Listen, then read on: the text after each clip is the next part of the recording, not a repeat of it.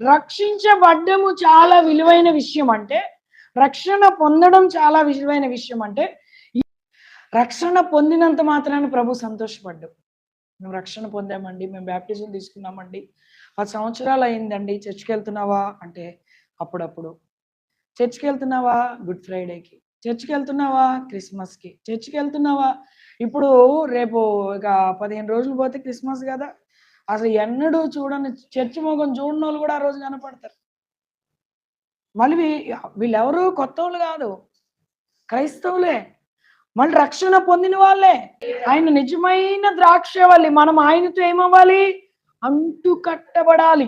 అంటు కట్టబడాలి అంటే ఇంట్లో కూర్చుంటే అంటు కట్టబడం, బంధువులతో ఉంటే అంటు కట్టబడం, స్నేహితులతో ఉంటే అంటు కట్టబడం, ఫంక్షన్లకి పార్టీలకి మందిరాన్ని మానేసి వెళ్తే మనము అంటు కట్టబడము. హల్లెలూయా, హల్లెలూయా. అయితే క్రైస్తవ జీవితాలలో అత్యంత విలువైన భాగ్యం మొట్టమొదటిగా మారు మనసు, పాపక్షమాపణ, రక్షణ అనుభవం విలువైన భాగ్యం అయితే, ఆ రక్షణలో నిలిచి ఉండడం చాలా విలువైన భాగ్యం, ఇంకా అత్యంత విలువైన భాగ్యం.